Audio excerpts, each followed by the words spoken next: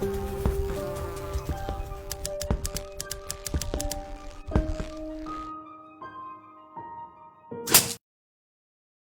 right. Well, this one's going to be interesting today. I have the three Musketeers that are with me right here, right now. Hi, ladies. Hello. Hi. How are you?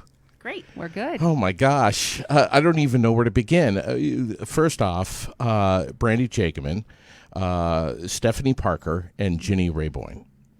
Welcome, welcome, welcome. Thank you for having us. Brandy and I have known each other for a long time, so 75 years. There may be how many years? 75? There may be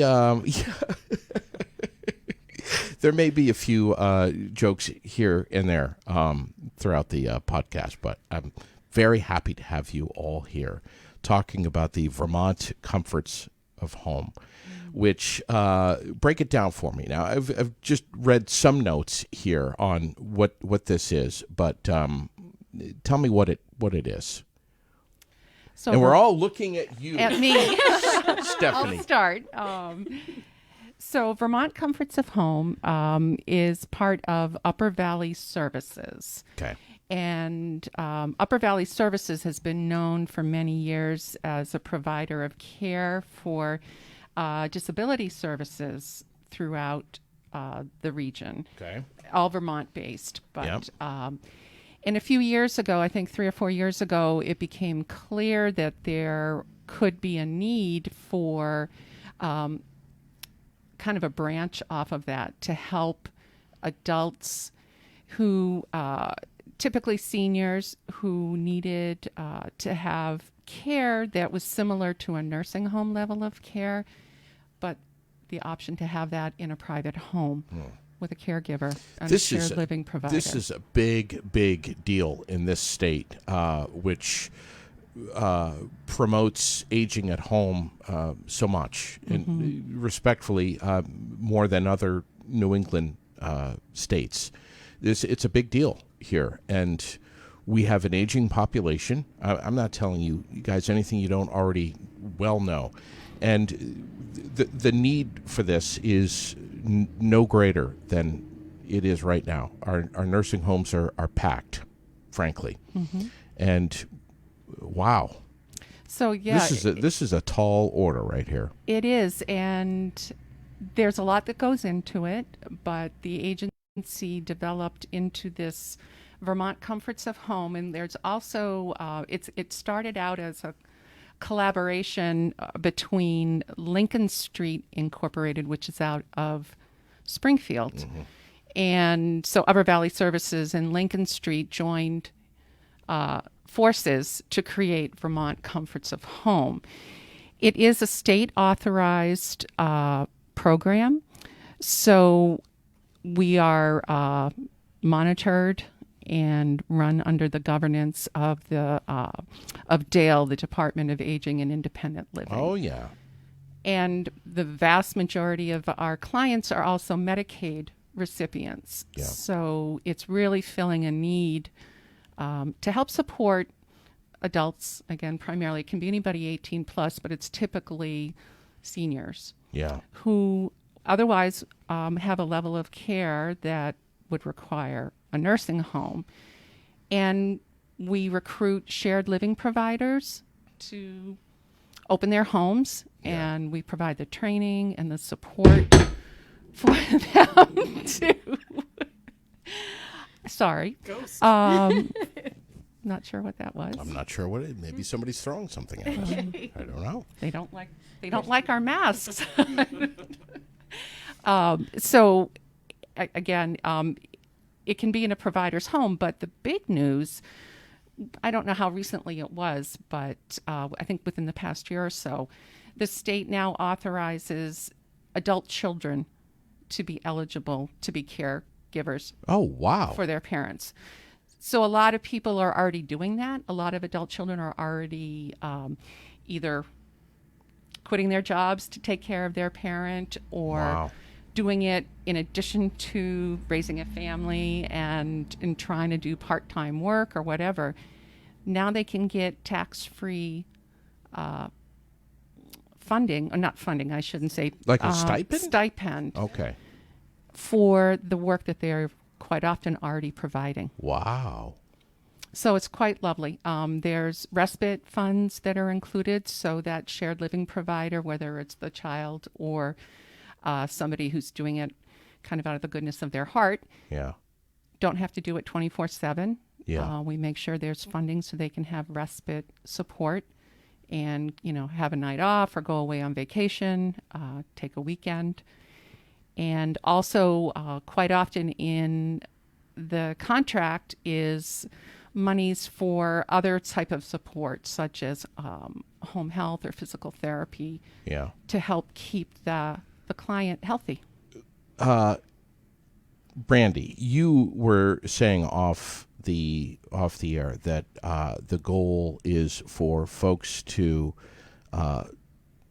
essentially live their best life and flourish and thrive and do well. Yeah. And you had so much to say about that. That when she has so Not much to say about I everything. may or may not have a lot of things to say. I don't know. Maybe that's true. But to be able to get out of a skilled nursing facility and get into a private home, it's a whole different vibe. It's a different jive. It is. And as you were saying, our nursing homes are at capacity and Vermont is an aging state.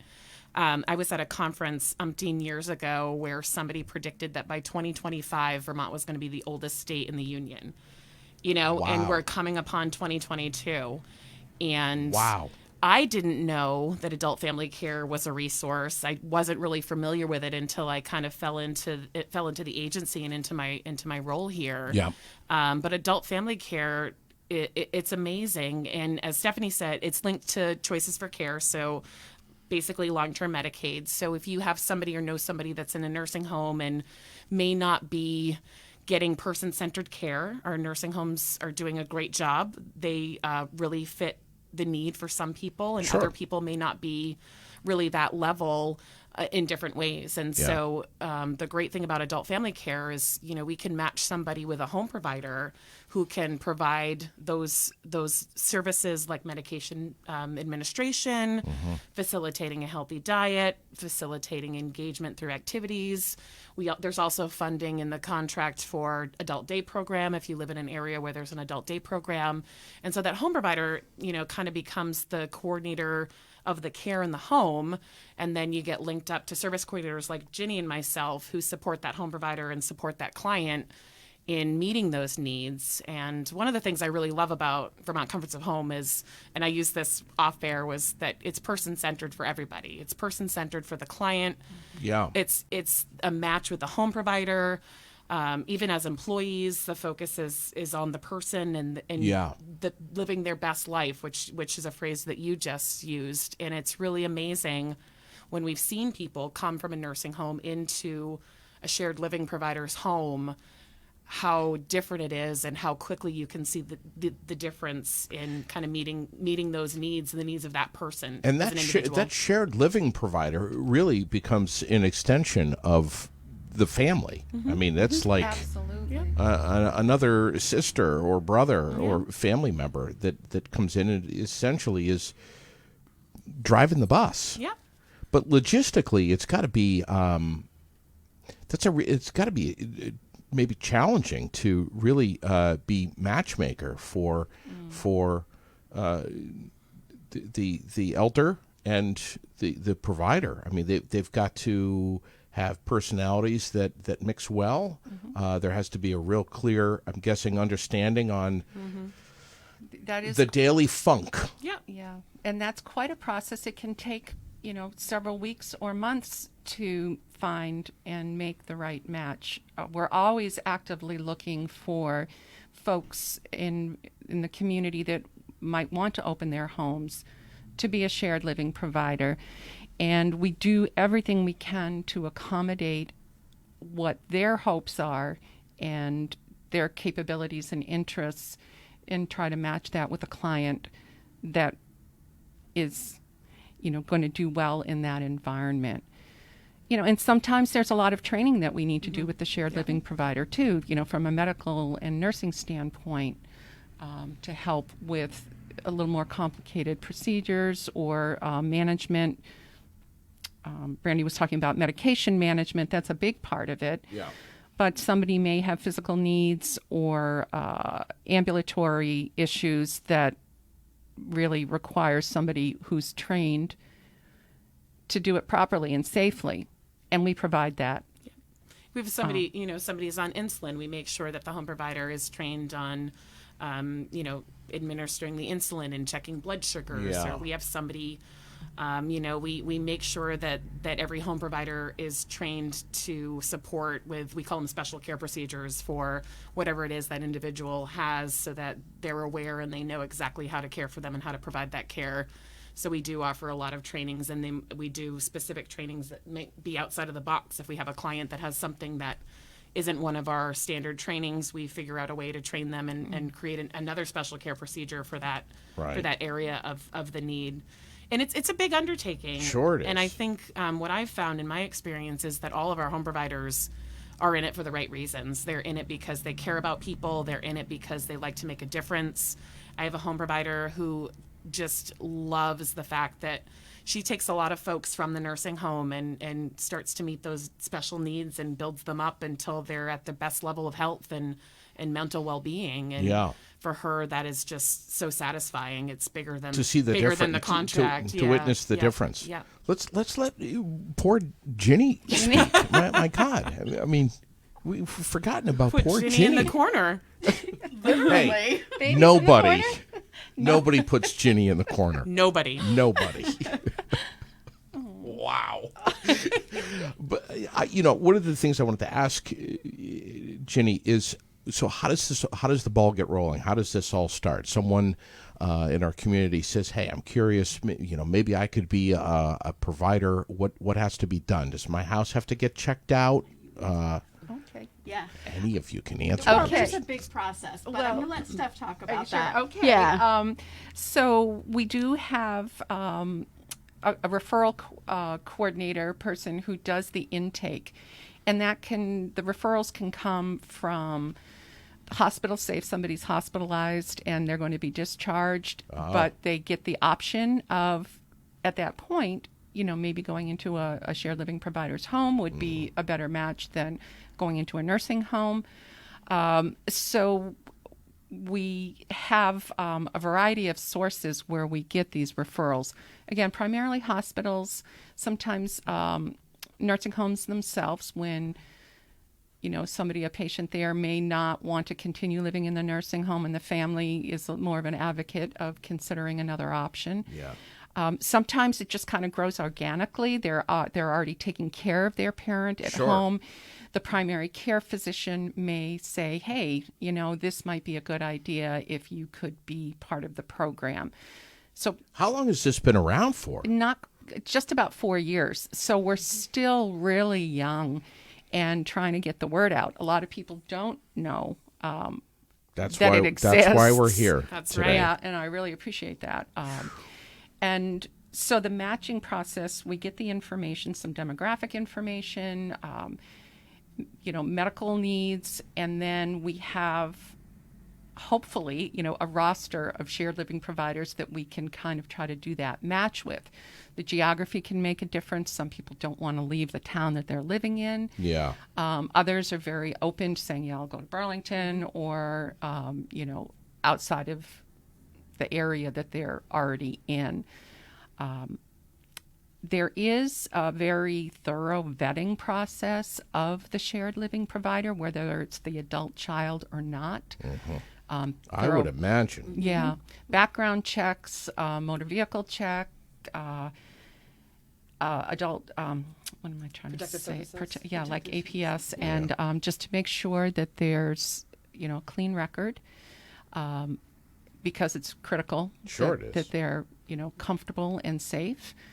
The vast majority are fine, but just want to make sure, even, again, the adult child has to check out on the positive. Yeah. And It then has to be. And it has to be. You were talking about home inspection. This has to be a situation where the home is really prepared for this, from accessibility. Do you want to talk about that, Jenny? But I'm guessing accessibility, the layout of the home, first floor, second floor living, Which again is all person-centered, but does go into the planning Yes. process. And the Yes. matching Yes. process Because also. if you're out there thinking that you want to be a home provider, we do have clients that do not have to have accessible housing, and so I don't want that to be a barrier to anybody that is thinking, hey, I think I want to do this, but there is a process that we go through with the inspection in which things may be suggested that. Sorry, I took the floor. Go for it. You're fine. Go for it. Things may be Don't say suggested porn. that you do to the home to make it Right. fit that person's need. Right. But I just wanted to put in there because we really need shared living providers throughout Vermont. We're looking to grow in Central Vermont, and I don't want people to think, because it is a lot. You do have the background check. You have to have homeowners insurance. There is a state inspection. There's an accessibility inspection. But I don't want that to scare people off, Right. because there are things that we do. Right. If there are things that are needed. Go ahead, Well, Jenny. I was just going to say, I think it's also really important to let everybody know that us as service coordinators are walking with you through the process every Right. step of the way. Wow. So if you call and say, that you want to become a shared living provider and what needs to happen, we're going to hold your hand through the whole process, because it is person-centered, and we care about the shared living provider just as we do the client. And it really is a team effort, making Yeah. sure that everything is done the way it needs to be done. It's a happy home, great fit for that person, and that client living in that shared living provider's home is thriving. Right. And it wouldn't happen if we weren't a team. And that's the ultimate goal, is to make sure that they're thriving, not surviving, but Thriving. But thriving. Yeah. Exactly. And there's Yeah. monthly visits at a minimum that we do. Yeah, who does that? Do you all So do that's that? a- Yes. Yeah. And or more often. I mean, they can be on the phone daily Yep. at sometimes with families when there's changes or particular struggles that might be happening. If there's a medication change and somebody's behavior may, alter a little bit, we're there to support that. And our service coordinators are in the field all the time. Wow. Having that contact. Well, I was Moving around. connecting with people today, just saying, "Hey, I'm thinking about you. Happy Thanksgiving. Do you need anything before?" It's amazing. So Yeah. that's what my job is. That's what I do, and I love it. And these people are thriving. They're doing amazing. What, It's what, great what, to ki- see. what kind of area are we talking about here that you covered? So we cover Franklin County, Wow. Chittenden County, a lot up into the Northeast Northeast Kingdom, Kingdom. part of Lamoille. I mean, we kind of, because there are other agencies that we kind of abut, and then Randolph, Bradford, Moortown.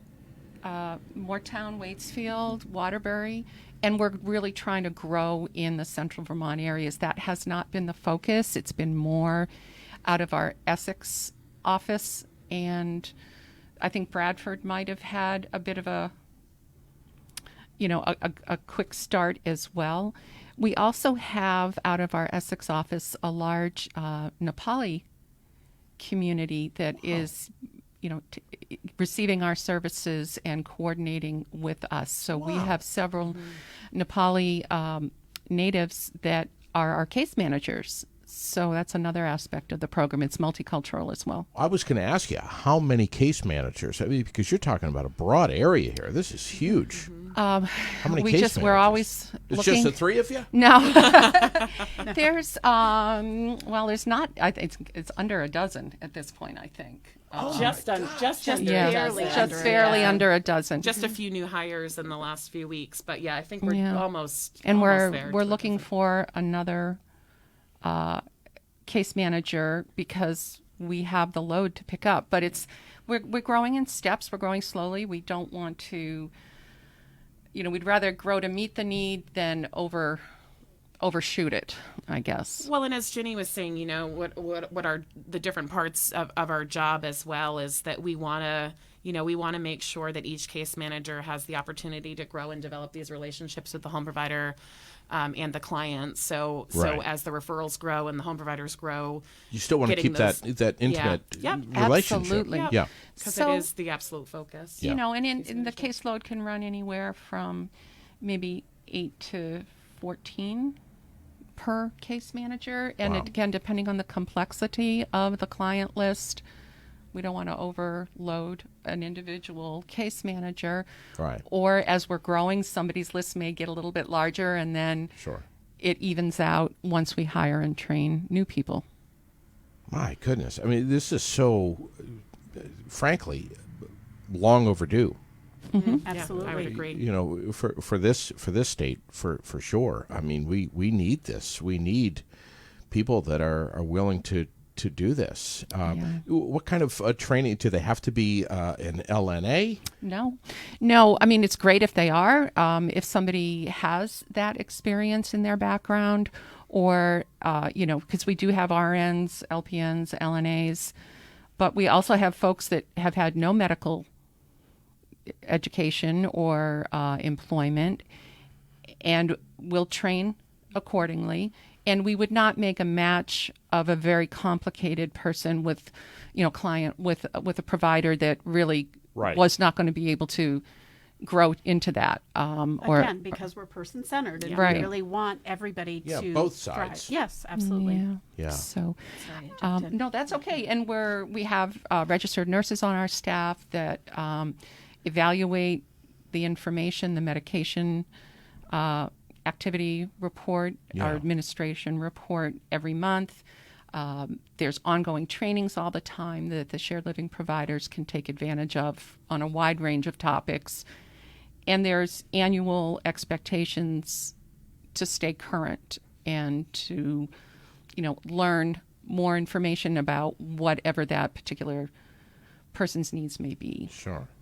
I think, just speaking for myself, I don't think that there is a fear that I have personally that's greater than growing old, really old, and being in a similar situation as both of my parents have been in and witnessing it. There's nothing that scares me more. And I mean, you talk about dementia and Alzheimer's, just two right there, just off the top of my head. But I mean, this is, there's nothing that's more scary than this. And to know that the end all be all is not a skilled nursing facility, that you have other options, is massive. I mean, it's huge. Absolutely. And we do. And no disrespect to them, because I mean, No. they're all busting their asses. Yeah, I mean, for everywhere. sure. I don't care what state you're in. And they're meeting a need too. I mean, Sure. there are a lot of different needs out there, but there's definitely a huge need Huge. to care for our seniors in Vermont, and so skilled nursing facilities definitely meet a need. Yeah. But as you said, course they do. we're a different option that might be a good fit for somebody depending on their circumstances. Yeah. Yeah. And if I'm still case management when, Lily's old enough to take care of you, I'll make sure that she knows all about Vermont Comforts of Home. I love her so much. She's looking out for you. Yes, I know. I got you. I know. I got you. And, knowing Brandy on a personal level, I mean, she was so happy to shift gears and to be on board with you guys. We're very And- lucky and, to have her. I mean, and Jenny and all our team. Yeah. I mean, We're like- working. Like Jenny said, it's amazing that my job is to build relationships Right. with clients and home providers, Sure. and that my job is to check in with people and see see if how they they need are. anything Which- before Thanksgiving. Like, that's my job. that's what you do. That's who you are. Yeah. That's who you are anyways. Yeah.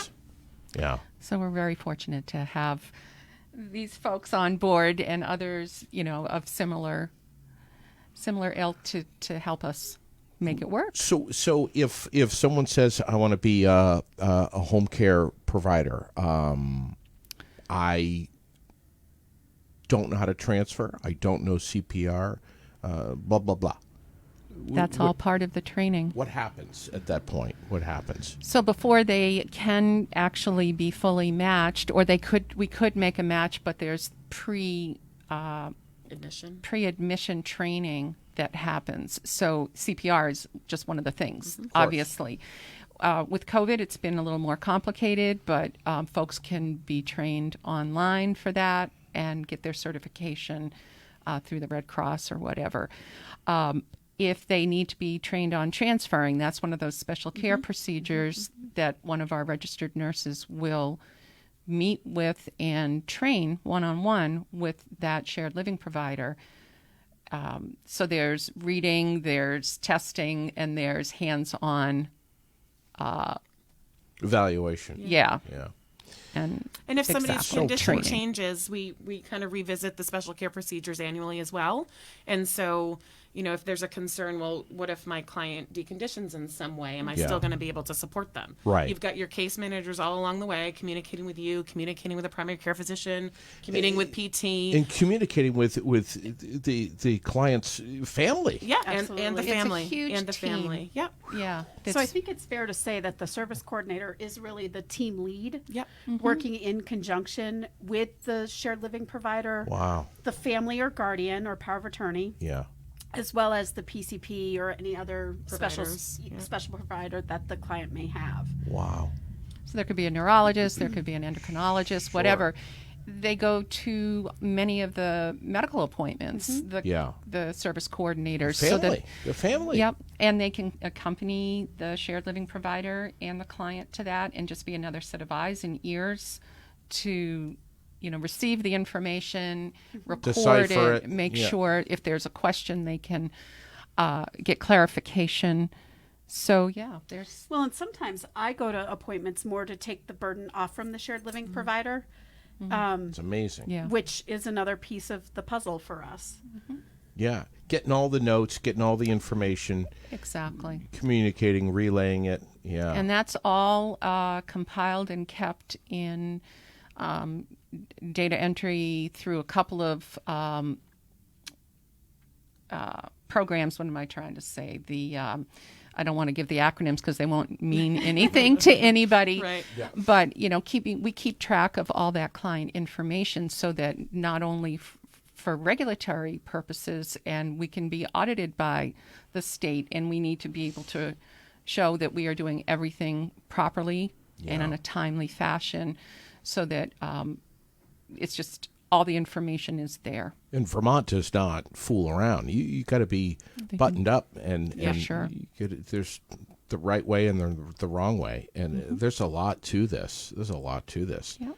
There is, but if you're thinking about being a shared living provider, just know that your case managers have your back and will support you. You. We have shared living providers who are, kind of came into it almost being experts at what they were doing, and shared living providers that are kind of new to everything, and so it's every different level of support. But we take the phone calls, we do the texting for reassurance, for questions, for whatever it is. So as Jenny said, we really walk through it with you as a shared living provider. You're moving around a lot. You're traveling a lot. How does that work into the whole, for folks that might be watching, listening right now? Hey, I got my own car. How does that work? You mean as far as a case manager Yes. role? I mean, we try to keep them geographically. I mean, do they get compensated Efficient. for mileage? Right, exactly. So, as employees of Vermont Comforts of Home and Upper Valley Services, there's, the normal medical benefits and options for insurance and coverage, and mileage they're compensated for the mileage going to and from a client's home. So, but we use our own vehicles, but we have to show proof of insurance and such so that everything is within the proper. Well, and we are background checked as well. Yeah. Yeah. Right. So that, Yeah. Yeah, because we're engaged with some intimate details. That's right. And it's it's following the proper HIPAA compliance and making sure that confidentiality is very, very important and taken very seriously. We're chatting with Ginny Rayboyne, Stephanie Parker, and I can't remember your name.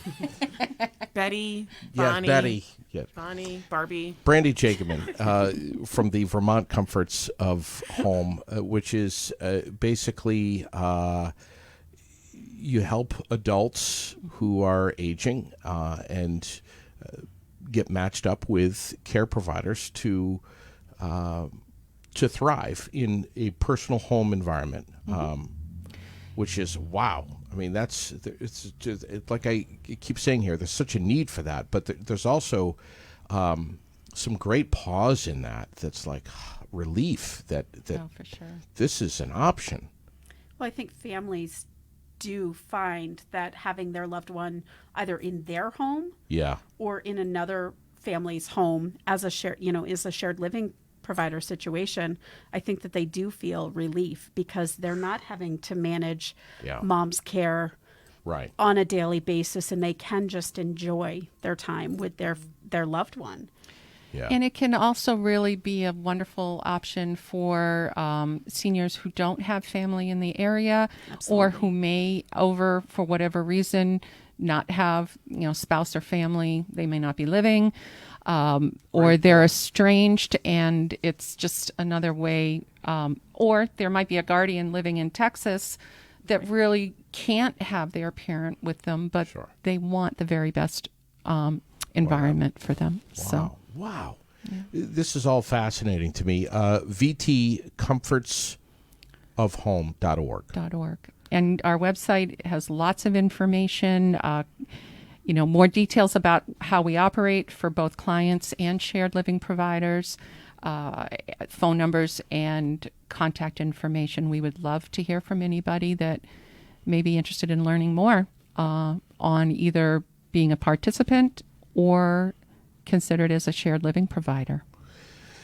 This is one of those podcasts where I feel like I need to either re-air this soon or have you guys back in soon to make sure that Vermonters know who you are and what you do. I mean, this is tremendous. Very important work. Thank you. Yeah, for helping us get the word out too, yeah. because that.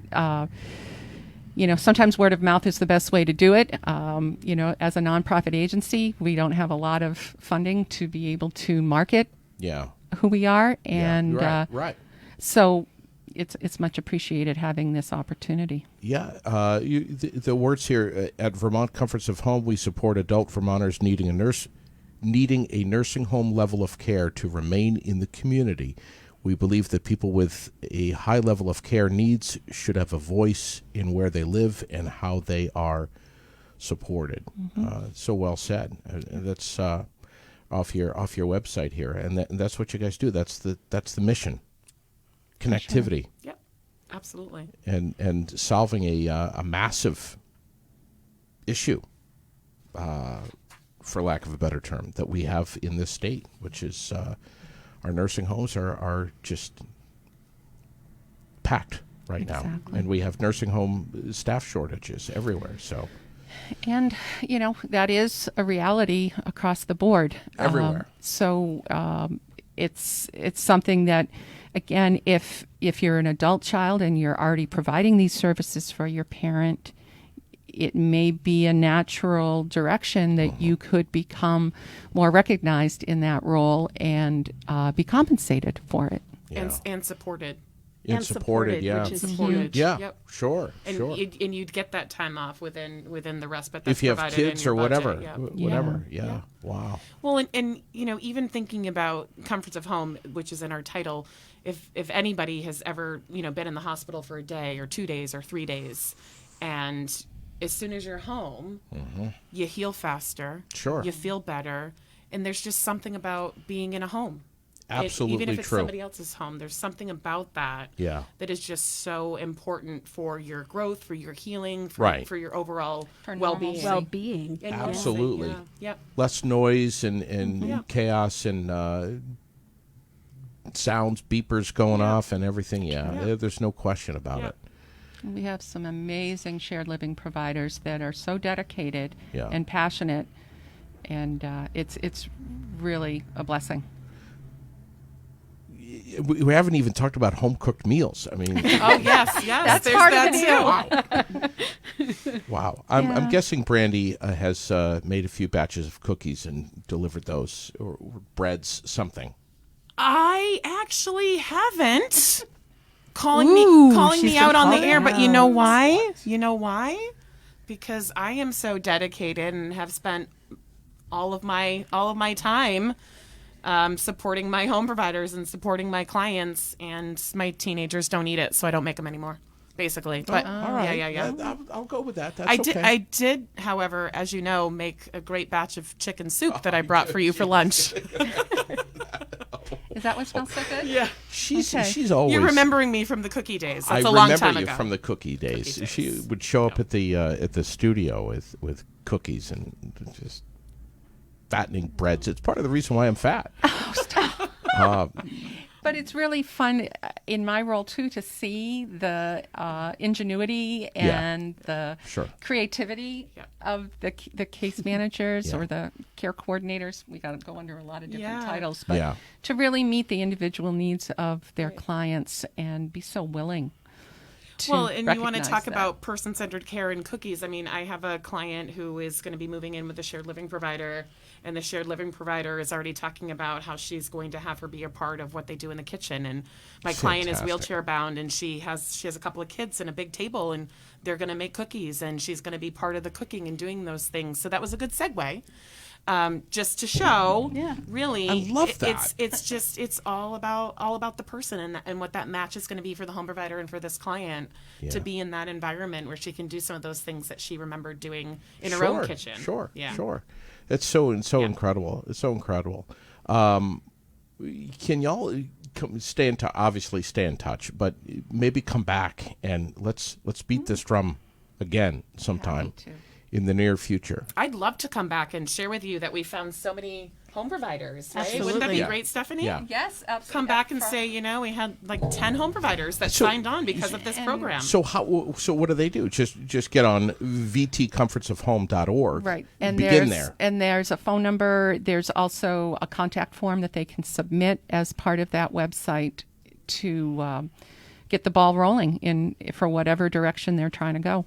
And your phone number here, 802-662-5978. We're going to Correct. put that all up on the post here anyways, but Thank you.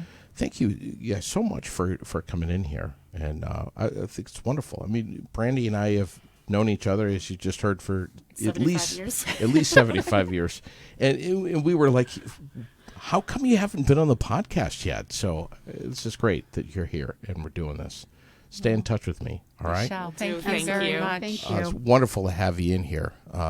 Thank you ever so much for watching. We're at a whopping 28 degrees right now in central Vermont, and maybe a little bit of weather that's going to be coming into the picture. Roger Hill's been watching it carefully. If you have Thanksgiving travel plans, keep watch of our podcast, because we're basically repeating what we see from Roger as quickly and as timely as we can. So be careful over the next couple of days if you have travel plans. Thanks to the Green Mountain Mulch Company, Fecto Homes, Salvador and Babbitt, the Central Vermont Chamber of Commerce, all presenting sponsors, along with Barry Area Development, FGB Theaters, Gustos, CW Print, Vermont Custom Woodworking, ASB Financial, the Barry Montpelier Times Argus, Donnybrook Fight Promotion, Wright Electric, Gauthier's Quality Grounds and Maintenance, Preston's Kia, Granite City MMA, and Barcelow Construction.